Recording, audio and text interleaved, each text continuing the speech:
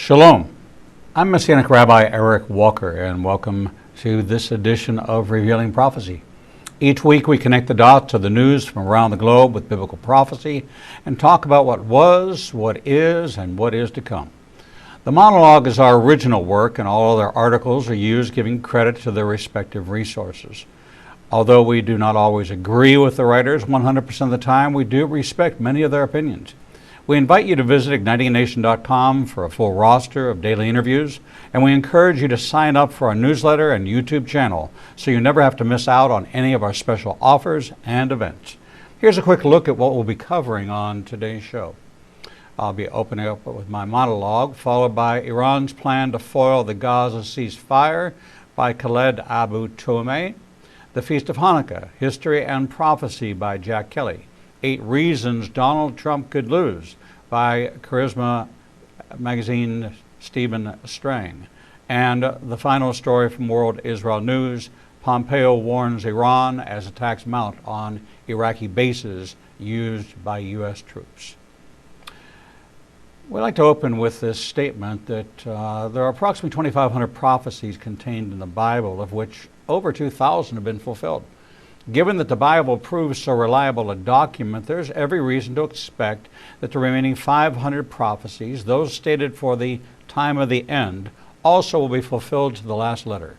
Who can afford to ignore these coming events, much less miss out on the immeasurable blessings offered to anyone and everyone who submits to the control of the Bible's author, God Himself? Would a reasonable person take lightly God's warning of judgment for those who reject what they know to be true about Jesus and the Bible, or those who reject Jesus' claim on their lives? This is my final monologue for 2019 as we begin our annual 2-week hiatus.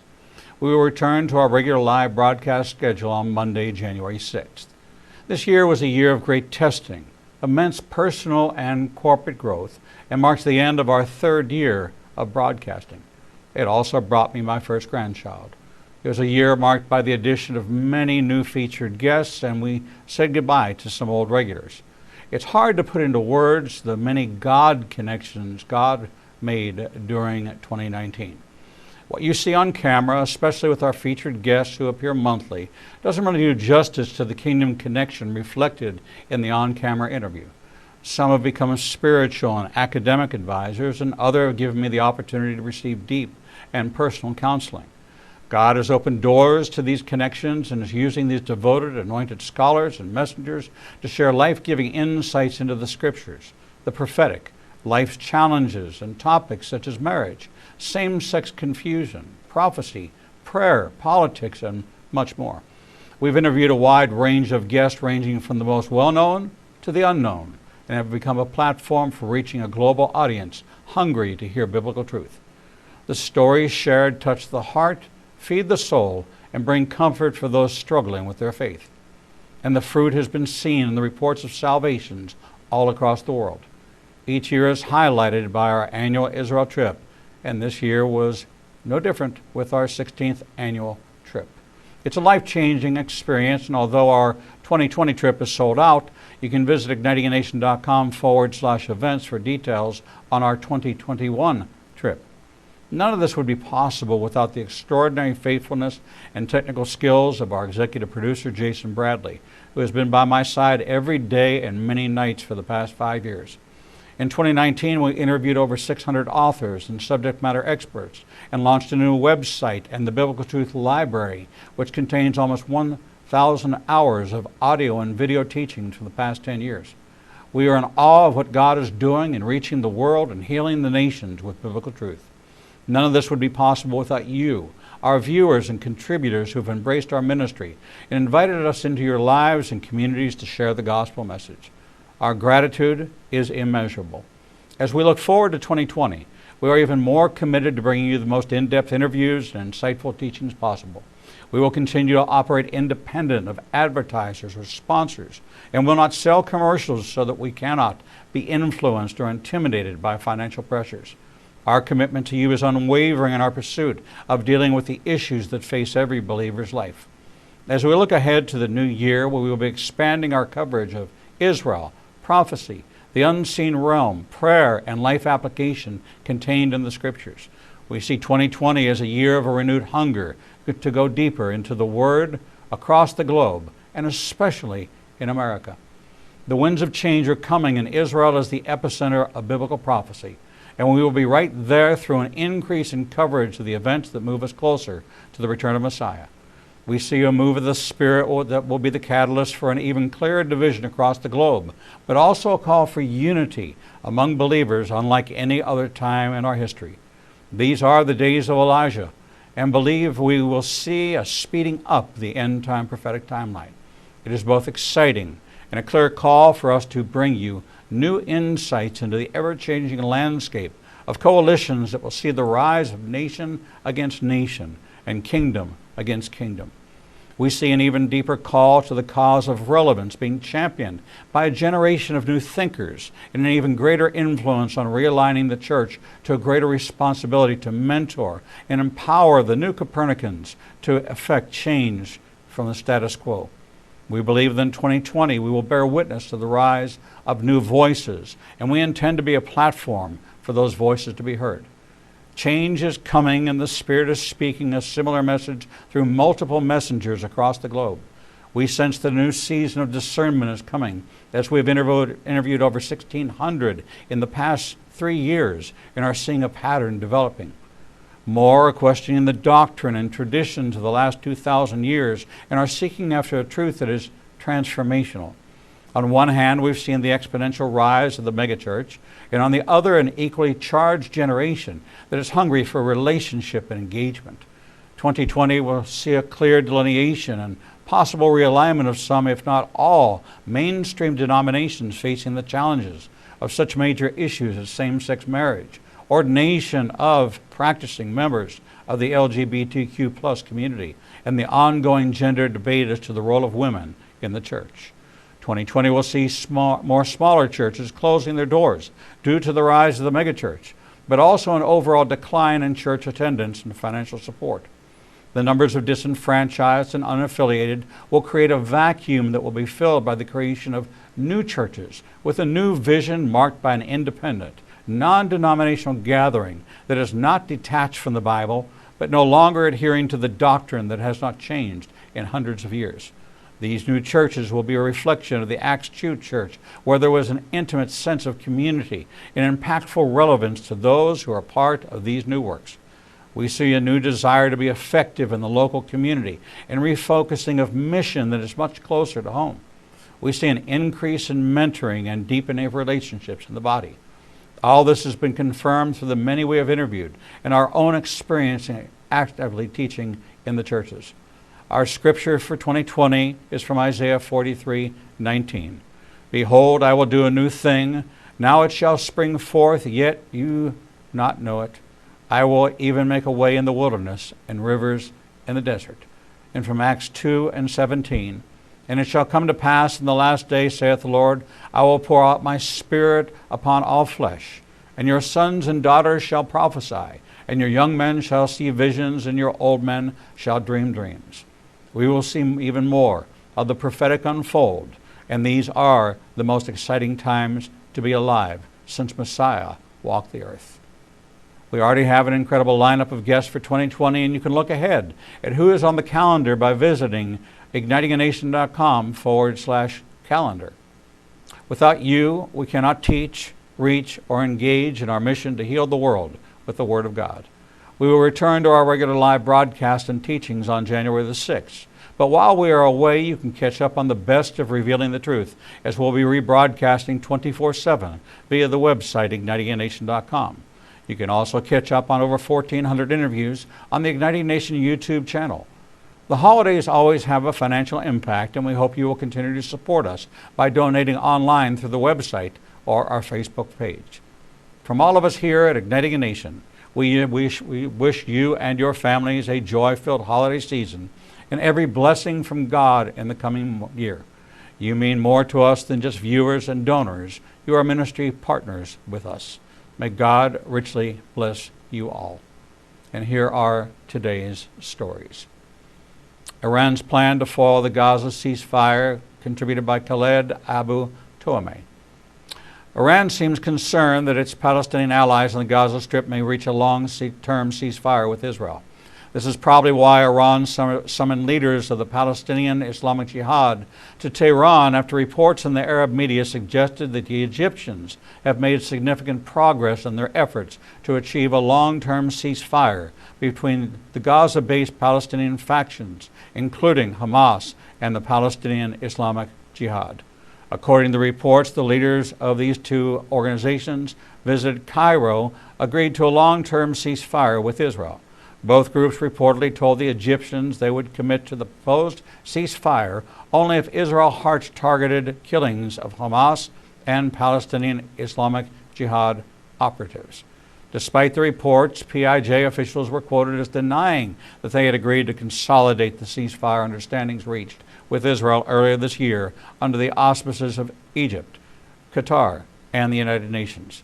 The PIJ leaders reportedly informed the Egyptian mediators that while they were opposed to a long-term ceasefire with Israel, they would honor a formula according to which calm would be met with calm. What PIJ is saying, in other words, is they will attack Israel only in response to Israeli aggression on the Gaza Strip. Hamas has already denied the reports about an imminent Egyptian brokered long-term ceasefire with Israel. Yahya Musa, a senior Hamas official on the Gaza Strip, dismissed the reports as nonsense and fake news. Another senior Hamas official, Muhammad Zahar, downplayed the reports about a possible long-term ceasefire with Israel. He said that even if his group agrees to a temporary cessation of terror attacks against Israel, that would only be to allow Hamas to continue stockpiling weapons. There's no ignoring our main goal, the liberation of all of Palestine. Zahar explained, whoever tries to portray the calm as a form of security cooperation or agreement with the Israeli enemy is mistaken. The statements by the Hamas and PIJ leaders contradict the sense of optimism voiced by the Egyptians after the ceasefire discussions in Cairo in the past week. The Egyptian optimism is apparently based on what Cairo's senior intelligence officials heard from Hamas and PIJ during closed-door meetings. Both groups reportedly assured the Egyptians that the Palestinian factions in the Gaza Strip are interested in preserving the ceasefire understandings with Israel. Yet the moment the Hamas and PIJ leaders left Cairo earlier this week, they appeared to recant the announcement. They categorically denied the reports and claimed that significant progress has been reached towards achieving a long-term ceasefire with Israel. Is it possible that the two groups lied to the Egyptians by leading them to believe that Hamas and PIJ are keen on a prolonged period of calm with Israel? Or is there another reason why Hamas and PIJ are now telling everyone that they never agreed to the Egyptian ceasefire proposal? There is only one explanation as to why Hamas and PIJ seem to be in a panic fear of Iran's response to any deal with Israel. Hamas and PIJ have long been receiving financial, political, and military aid from Iran so they could continue the jihad against Israel. Obviously, Iran cannot afford to lose its Palestinian proxies, particularly not when Tehran's militiamen and political agents are increasing their activities in Iraq, Syria, Yemen, and Lebanon. A PIJ delegation headed by the group's Secretary General, Ziad al-Nakala, is now on its way to Tehran, where its members are expected to assure the Iranian leaders that as a result of the discussion in Cairo, they have not abandoned the fight against Israel. Iran's main objective is evidently to ensure that Hamas and PIJ will continue to serve as its trusted agents in its war against Israel. Arab political analysts believe the Iranians are now seeking to retaliate for Israeli airstrikes on pro-Iranian militias and bases in Iraq and Syria. Iran wants to use the Palestinian Islamic Jihad rockets as a response to Israel's missile attacks on pro-Iranian militias in Syria and Iraq, said Arab political analyst Abdel Monem Ibrahim. At the same time, however, Iran does not want to expand the scope of military confrontation to a point where Israel would target bases of the Iranian Revolutionary Guard inside Iran. The biggest tragedy in this game between Israel and Iran as its proxy in the Gaza Strip is that there are dozens of innocent Palestinians dying in every confrontation. Iran's policy seems to be keeping the conflict between Israel and the Palestinian groups in the Gaza Strip on a low flame. That policy means a slow drip of rockets attacking Israel from the Gaza Strip every now and then, while making sure that the violence does not deteriorate into an all-out war in the Hamas-ruled coastal enclave. The Iranians are well aware that such a war could result in the total destruction of its proxies in the Gaza Strip, while sporadic rocket attacks will only draw a restrained response from Israel. The Iranian plan to foil long-term ceasefire in the Gaza Strip may also be seen as part of Tehran's effort to divert attention from the widespread protests that have erupted in Iran in recent weeks. Dozens of protesters have been killed during demonstrations against a fuel subsidy cut. What is probably most disturbing for Iran's leaders are the slogans some of the protesters have been shouting: "No to Gaza, no to Lebanon." These slogans are directed against Iran's financial support for Hamas and PIJ in the Gaza Strip and Hezbollah in Lebanon. The protesters are saying, in other words, that the Iranian people are fed up watching their country deliver hundreds of millions of dollars to Palestinian and Lebanese terrorist groups instead of improving the economic situation in Iran. Palestinians say that in addition to the financial and military aid to Hamas and PIJ, Iran has also been funding various projects in the Gaza Strip, including building new houses and paying stipends to families of Palestinians imprisoned by Israel for their involvement in terrorism against Israelis. Palestinian political analyst Muhammad Andabtawi believes that the Iranian aid is aimed at sabotaging Egypt's effort to achieve a ceasefire in the Gaza Strip and driving a wedge between Hamas and President Mahmoud Abbas's West Bank Palestinian Authority.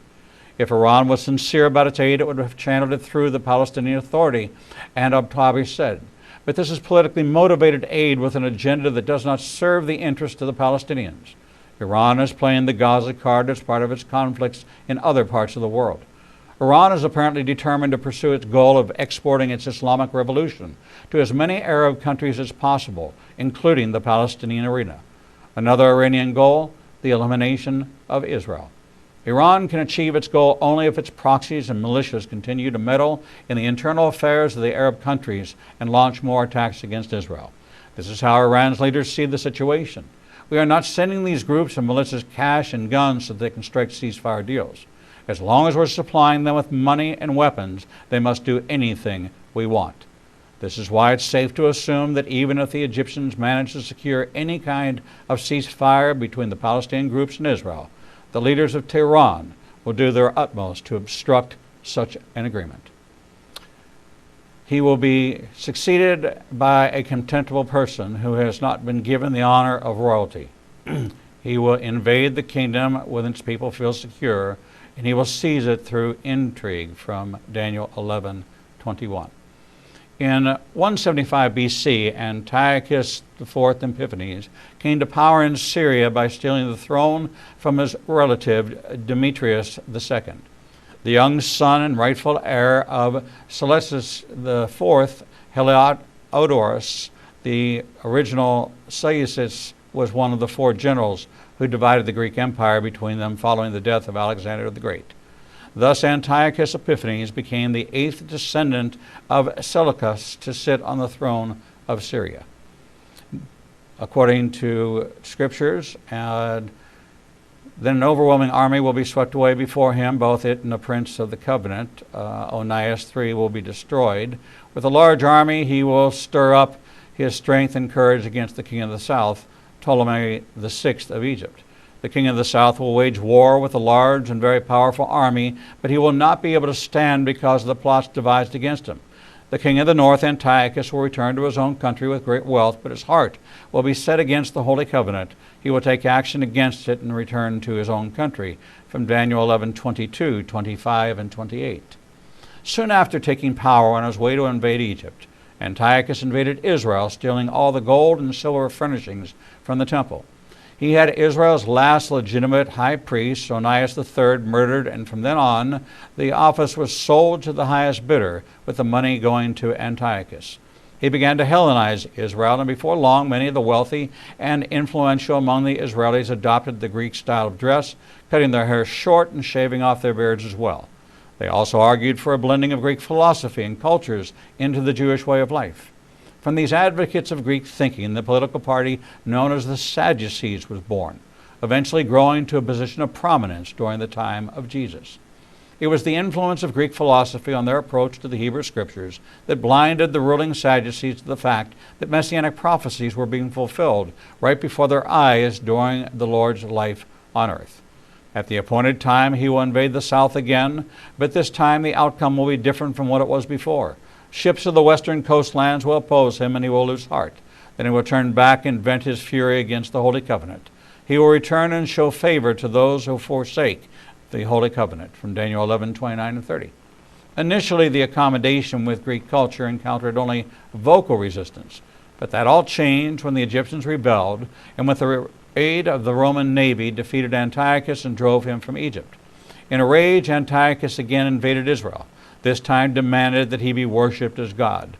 The name Epiphanes comes from a title they gave themselves, Theos Epiphanes, or God made manifest. After this, the Jews started calling him Epimanes, which means the madman. He outlawed the reading of the Hebrew Scriptures, punishing by death anyone found with copies in their possession. Circumcision, praying, keeping the Sabbath, and worshiping the one true God were likewise proscribed with severe penalties for disobedience. From Daniel 11:31 and 32, his armed forces will rise up to desecrate the temple fortress and will abolish the daily sacrifice. Then they will set up the abomination that causes desolation. With flattery he will corrupt those who have violated the covenant, but the people who know their God will firmly resist him. In 168 BC, Antiochus again broke into the temple, converting it into a pagan worship center in honor of the Greek god Zeus, called Jupiter in Roman mythology. Instead of the blood of bulls and goats, he sprinkled water in which pork had been boiled in the Holy of Holies, and slaughtered pigs on the altars. Then he erected a statue of Zeus in the holy place, with his own face on it, thereby proclaiming himself to be God. Because it rendered the temple unfit for worshiping God, Jewish historians called this act the abomination that causes desolation, the only event in history so named. It triggered the Maccabean Revolt. The Maccabean Revolt was one of the world's first guerrilla wars. It was fought under the command of Judas Maccabeus, Judah the Hammer. Regaining possession of the temple in 165, the Jewish people smashed the polluted altar and the statue of Zeus, grinding both to powder, and then built a new altar from uncut stones. Next, they set out to cleanse the temple and rededicate it to God, an 8-day process, according to 2 Chronicles 29:17. But they could only find enough sacred oil to light the menorah, the 7-branched lampstand, and the holy place for 1 day. And the law required that it be lit constantly for the entire 8 days. Because the preparation of sacred oil was a time-consuming process, they decided not to wait, but to use the oil they had to light the menorah immediately, trusting that God would find this acceptable. God was pleased and made the oil last for full 8 days until the new supply was ready and the rededication complete. Those who study the symbolic use of numbers in Scripture know that 8 is the number of new beginnings. And indeed, the Maccabean victory over the Syrians ushered in a new era, known as the Hashmonean dynasty. During much of this period, which lasted till about 64 BC, Judea, as Israel was known at the time, enjoyed independent nation status, having finally won their freedom from Syria. Following other Hashmonean victories, the Jews regained boundaries that nearly approximated those of Solomon's time. Jewish rule was exercised throughout the expanded nation, and Jewish life flourished once again, a new beginning for the children of Israel. The miraculous burning of the oil is still celebrated in the 8-day feast of Hanukkah, from the Hebrew word meaning dedication. It's also called the Festival of Lights, and this year it will begin at sunset on December 19th on our calendar. To celebrate Hanukkah, a special 9-branch candelabra is used with 8 branches commemorating the 8 days when the oil kept burning. The 9th branch, called the shamash, is usually positioned above the other 8. Its candle is always lit first and then used to light the other candles, one each day, until all on the 8th day of Hanukkah all are lit. The Hebrew word shamash means servant, so the shamash is the servant candle that raised up and gives light to all the others. Incredibly, the Hanukkah, or the Hanukkah candelabra, becomes a beautiful model of the Messiah and his church. It was the Lord Jesus, the obedient servant, who was raised up, John 3:12, and gives light to all others, John 8:12. For the Son of Man came not to be served, but to serve, from Mark 10:45. If you've read other studies on the Lord's probable birthday, you know that we believe that he might have been conceived on the feast of Hanukkah, and that his life, like all others, began at conception. If so, the Hanukkah is a fitting reminder that the light of the world arrived during the Festival of Lights, ushering in a new beginning for all mankind. We know that the Levitical feasts of Israel have been a historical and prophetic fulfillment. For example, Passover commemorated the Jews' freedom from bondage in Egypt and looked forward to the Messiah freeing us from all bondage of our sins. The prophetic aspect of the spring feast was fulfilled in the Lord's first coming. The summertime feast of Pentecost commemorating the giving of the law and was fulfilled in the giving of the Holy Spirit. And the fall feast commemorated God's dwelling among them and will be fulfilled in the second coming. Hanukkah is not a Levitical feast, but I think it's an important prophetic fulfillment like the others. In reviewing the history of Hanukkah, I'm sure you spotted the similarity to events yet future to us. One day soon, a man will arrive on the world scene. He'll become very powerful very quickly, assuming a leadership position that's not rightfully his. Many will give their loyalty to him, and he'll conquer most of the world. Even in Israel, many will favor accommodation with him, some even thinking he might be the Messiah, from John 5:43. But then he'll stand in the holy place and declare that he's God, 2 Thessalonians 2:4, another Antiochus Epiphany. He'll have a statue of himself erected and put in the holy place to be worshipped, Revelation 13:14. Another abomination of desolation, the one Jesus warned about in Matthew 24:15. Just like his predecessor, he'll demand to be worshipped as God on pain of death and make everyone swear a pledge of loyalty to him. He'll put a stop to the recently instituted temple sacrifice from Daniel 9:27 and try to erase every trace of the legitimate God from the world. He'll wage war against those who oppose him, but they'll fight back in another war of resistance. After 3.5 years, he'll be defeated, Daniel 12:7, and the defiled temple will be cleansed and made ready for use again during the millennial, another feast of dedication. And Israel will again experience a period of untold peace and prosperity, expanding fully to its originally promised dimensions. Jewish rule will be exercised throughout the expanded nation, and Jewish life will flourish once again, from Isaiah 65:17 to 25. Another new beginnings for the children of Israel and for all the world. We wish you a happy Hanukkah. From Stephen Strang, 8 Reasons Donald Trump Could Lose. On the day after the impeachment of President Donald Trump by the House of Representatives, we cover this story from an interview I did with Stephen Strang on November 15th on his soon-to-be-released new book, God, Trump, and the 2020 Election. You can watch the entire interview on the Igniting a Nation YouTube channel. This is an excerpt from the book used with permission from Stephen Strang.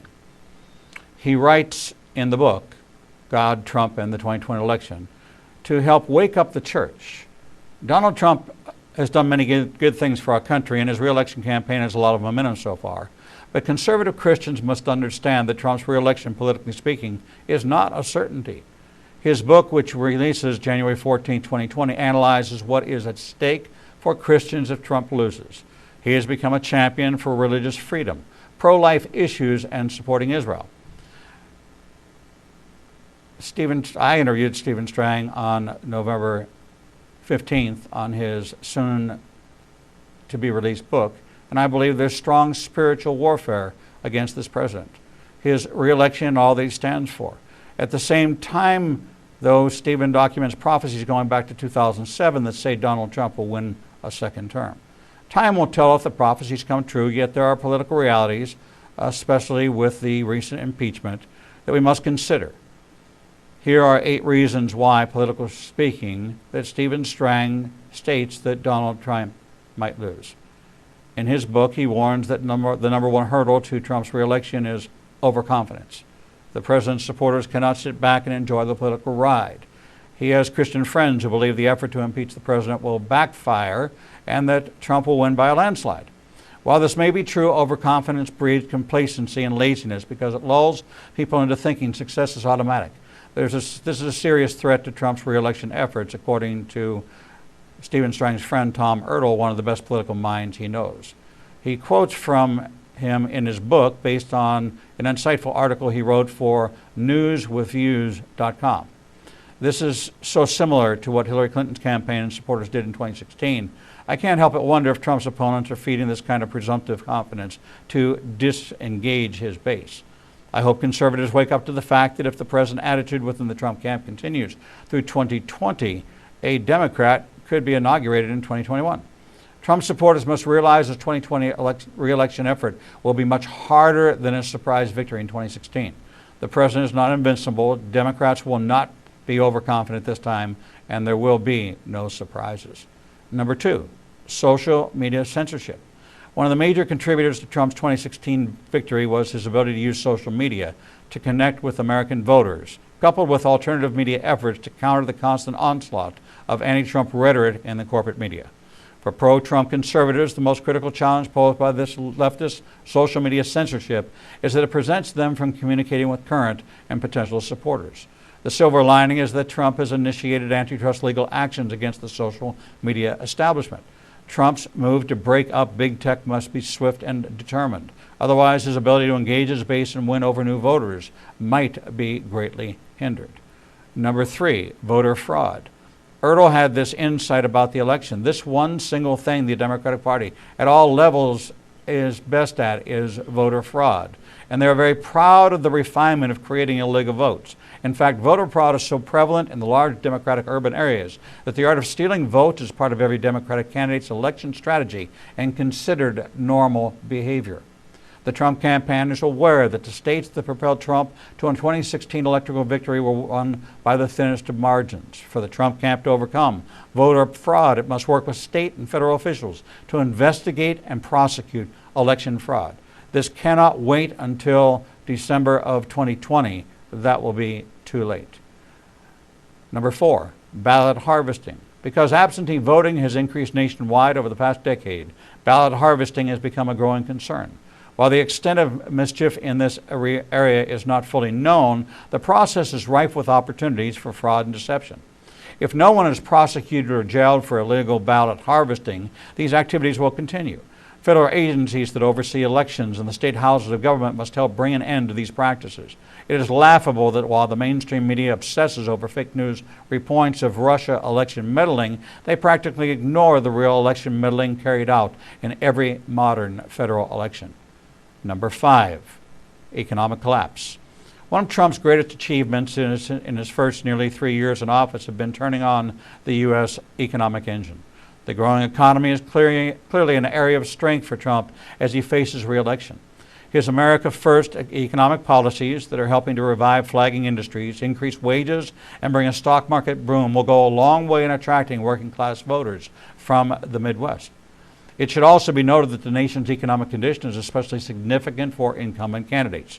Only 2 presidential incumbents in the past 50 years have failed to clinch a second term, Jimmy Carter in 1980 and George H.W. Bush in 1992. Because history shows that incumbents do well even when their first elections and terms were contentious, many believe these 2 exceptions were caused by tough economic times the country was facing during their campaigns. We could add Gerald Ford, except he was never elected and only became president when Richard Nixon resigned. Although not considered an incumbent, Ford did not win his bid for re-election in 1976, due in large part to the tough economy. Trump's present campaign dependency on his economic successes and the rise in the stock market are a perfect setup for the central bankers and international financiers to stage an economic collapse just before the election in 2020. A similar economic downturn in September-October of 2008 propelled Barack Obama to victory in his first presidential run. Number 6, more war in the Middle East. President Trump is known for his often threatening rhetoric against Iran, and this puts him in a troubling political situation, made worse by the way Western media and the Washington establishment seem to be constantly pushing the United States toward a war with Iran. If Trump initiates a war with Iran, Trump's chances of being elected will be destroyed. A war with Iran cannot be won. Iran is not like Serbia, Libya, or Iraq, nations that don't have strong militaries. Iran not only is a formidable military power, it has over 80 million citizens, many of whom have been recruited as soldiers. A war against Iran could be long and expensive and create an international public opinion nightmare for the president.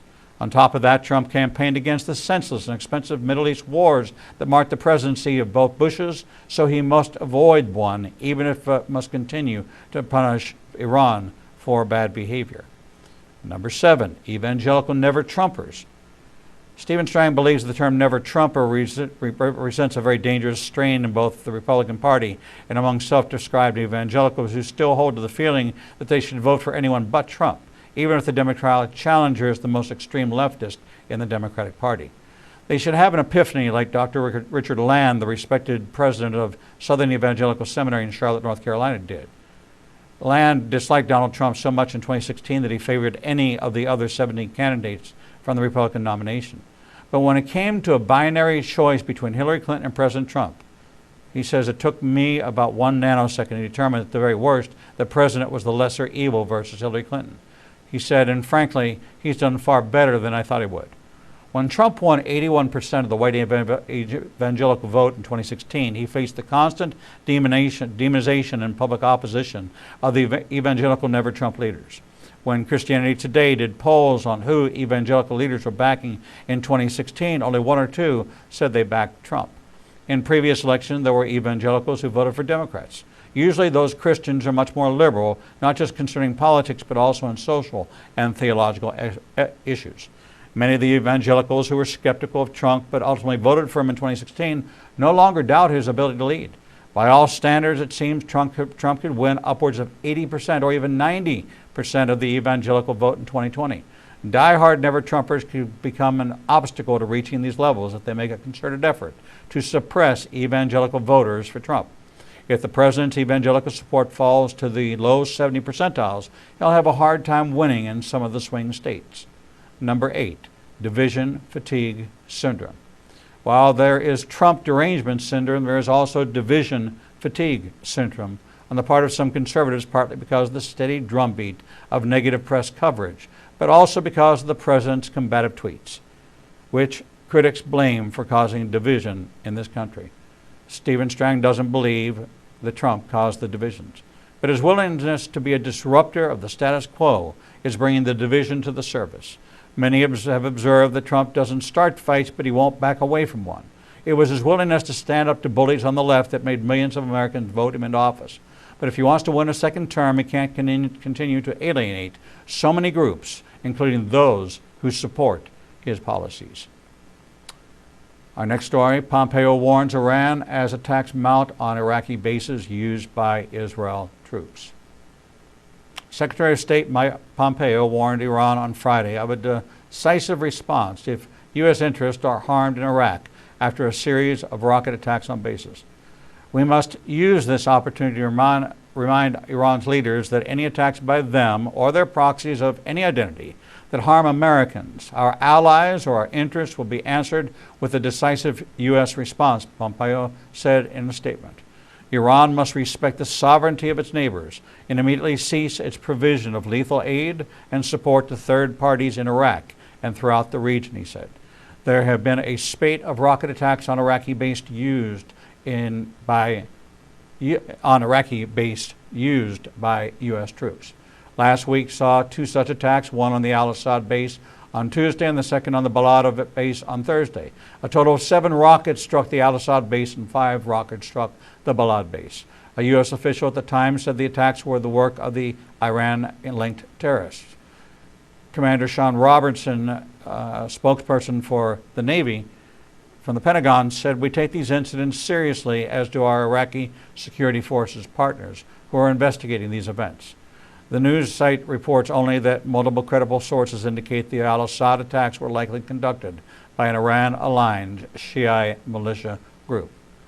The attack featured the use of longer-range 122mm rockets launched from sophisticated improvised rail systems, the official said. Iraq has been rocked by protests in recent weeks, a major impetus for which is undue foreign influence in Iraqi affairs, particularly from Iran. The demonstrations have forced the resignation of Iraqi President Adel Abdul Mahdi. Iraq has taken a strong hand against the protesters. Deliberate killings, abduction, and arbitrary detention are among abuses that continue against Iraqi anti-government demonstrators by unknown groups, according to a UN report released Wednesday, the Associated Press reported on December 11th. And that, my friends, is this week's edition of Revealing Prophecy. This program, along with Revealing the Bible, are only available after they air through the Biblical Truth Library. I want to encourage you to visit IgniteingNation.com and sign up for our weekly newsletter and check out the Biblical Truth Library. Follow us online through Facebook, Twitter, Instagram, and subscribe to our YouTube channel, where you can catch up on over 1,400 interviews and never miss any of our great guests. Your comments and questions are always welcome, and we may include your answers in the next edition of the newsletter. Don't forget our regular live broadcast are Monday through Friday from 10 a.m. to 1 p.m. Central Time. Until we see you right back here on Monday, January 6, 2020, for the next edition of Revealing the Truth, we thank you for watching and wish you and your families God's blessings during the upcoming holiday season. And we bid you shalom.